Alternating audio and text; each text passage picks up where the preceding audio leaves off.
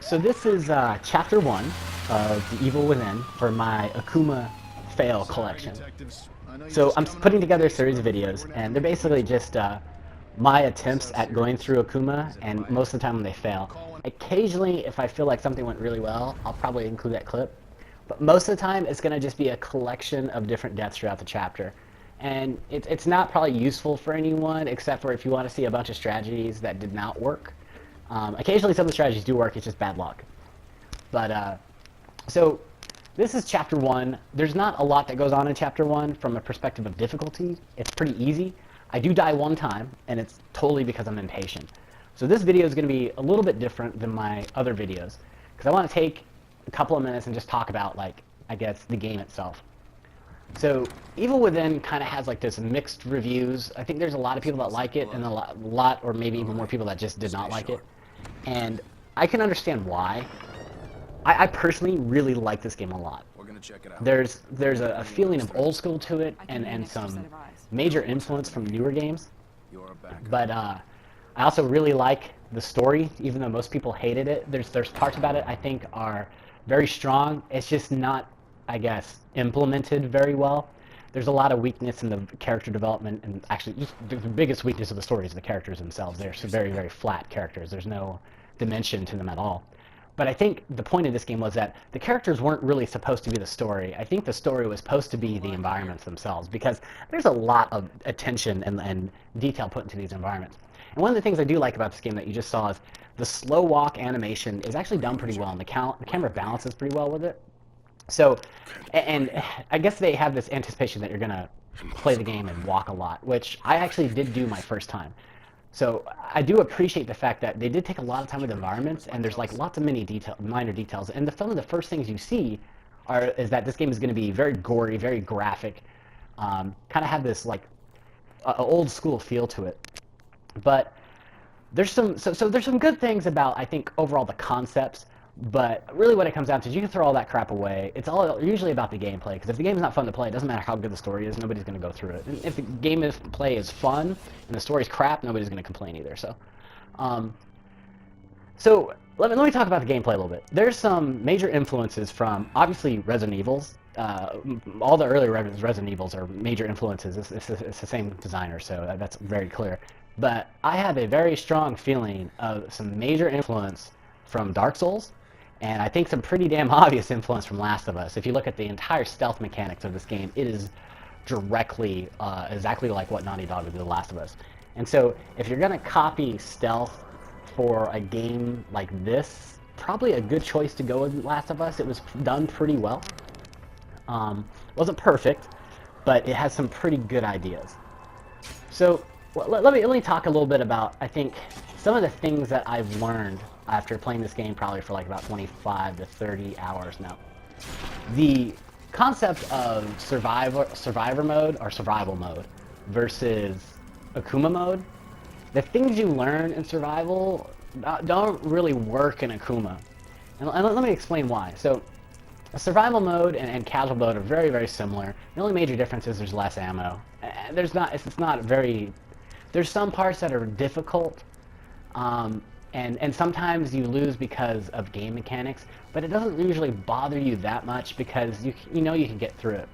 When you get to Akuma mode, it's totally freaking different, because all those little things that happen on survival mode that were like, oh, that's kind of crap, you know, I got cheated. All those things that happen really fuck with your head, because the main thing about Akuma mode is you die in one hit. If a guy touches you, you die. If a guy picks you up, you die.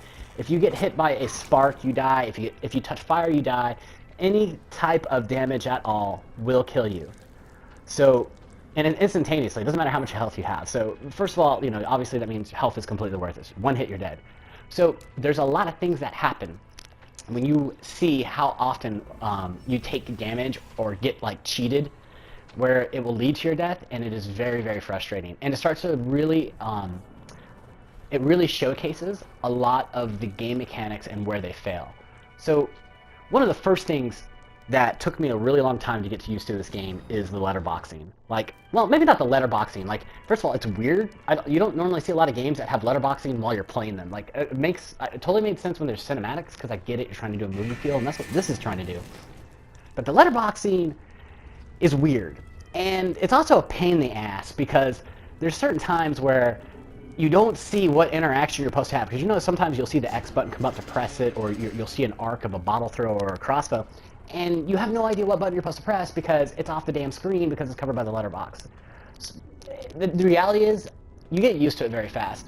But what's harder to get used to is the fact that the camera is pretty much attached to your character's back. I mean, your character takes up almost 1/3 of this entire screen all the time.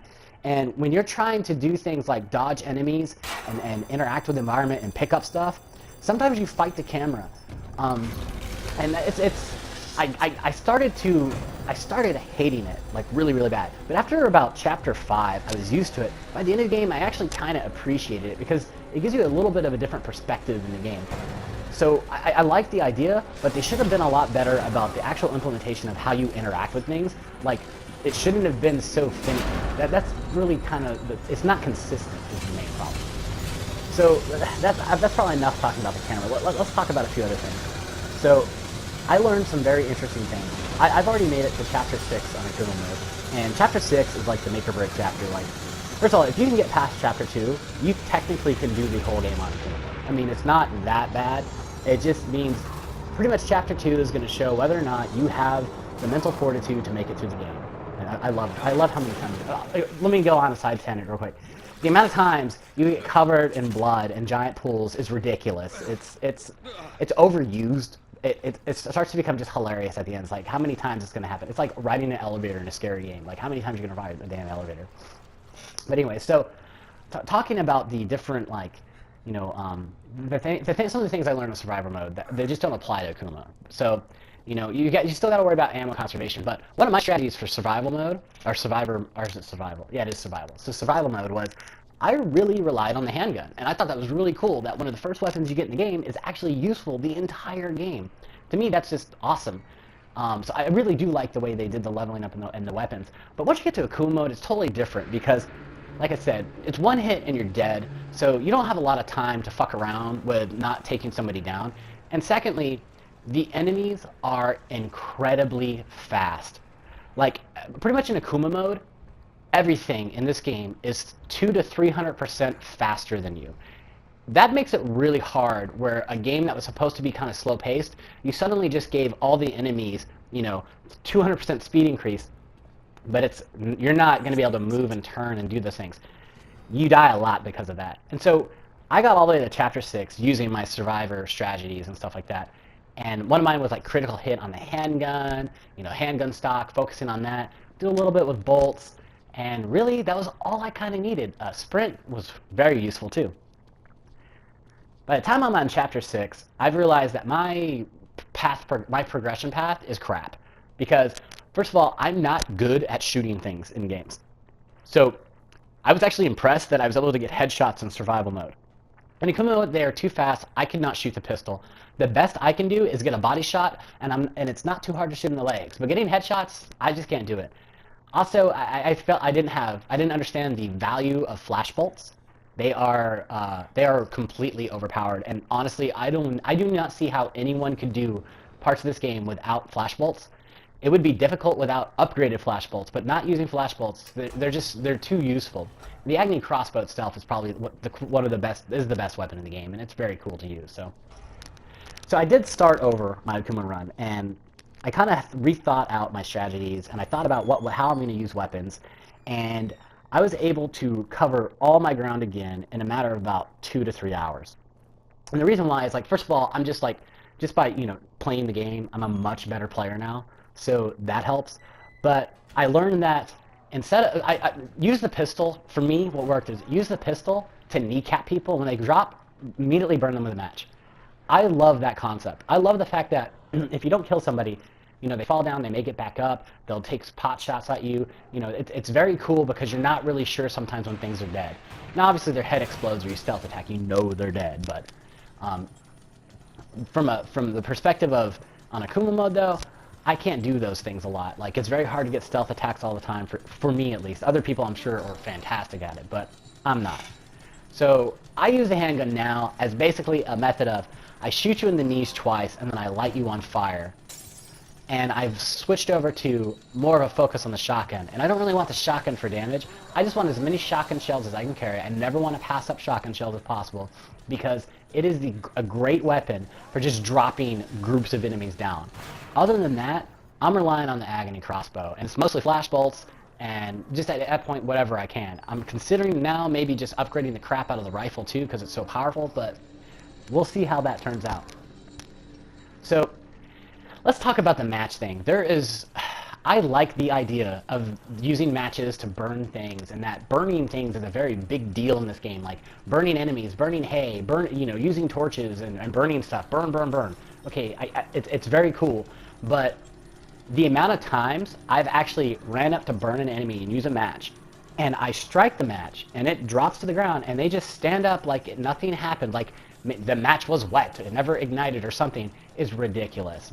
Especially when matches are kind of like a scarce resource. You don't have like infinite matches, you've got a certain number of them. And so when they just get wasted like that, it's really upsetting. It's like, I almost feel like, dude, if you strike a match, and a match is like, it's a wastable resource, it should fucking light them on fire. So there's my first death.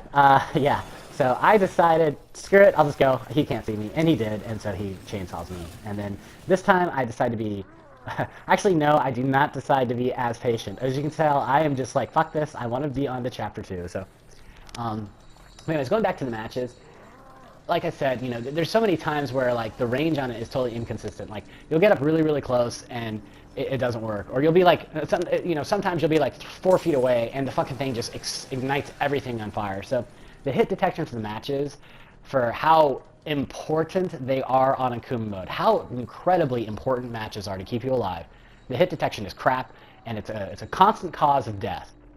So that aggravated the crap out of me. So while we're talking about downed enemies, that's another thing that aggravates the shit out of me. Typically when you're playing the game on any other difficulty, you'll go up in a match and they'll swing, they'll do a little bit of damage. Well, that arm filling shit they do will kill you in Akumu mode. And so there's so many times where you just die randomly. And you can see right there, like, he spotted my ass, and this is total luck. He should have already caught me. I can hear him in the background. He is clipping on the bar, and I'm totally exploiting that. So that was like straight luck. And that's another point about this game. You will realize on Akumu mode how much of this game is luck versus skill. There is not too much skill, because I don't have a lot of skill. You can supplement skill with flash bolts and shotgun shells, and that'll take care of a lot of problems. But when it comes to luck, there are so many times that you're just going to die randomly because of bad luck. Because an enemy they have more invincibility frames than you, because you have like one fucking invincibility frame almost at any time in the game. But you're going to die to that. You're going to die to the fact that they grabbed, even though they're like facing like a fucking totally different direction, they grab and they teleport you into them so that they can get you. You're gonna die to stupid shit like that. Zombies with guns. You're gonna go walking around, you kill this one zombie, and another one opens the door and shoots you and you're dead, and you start the whole chapter over. So that's gonna piss you off as well. I mean, because these are the things that are just aggravated the crap out of me. Just so many little things where you die. That's how I felt right there. Just throw those damn cigarettes to the ground because they're so pissed off. That's how I felt. But, so there's a lot of raging, but I will say this. It is just like Dark Souls from the perspective of when you finally accomplish something, one of those areas that you've just been raging on and on about, it is very satisfactory. Unfortunately, sometimes the checkpoints are a total nightmare. Chapter 6 is definitely coming to mind.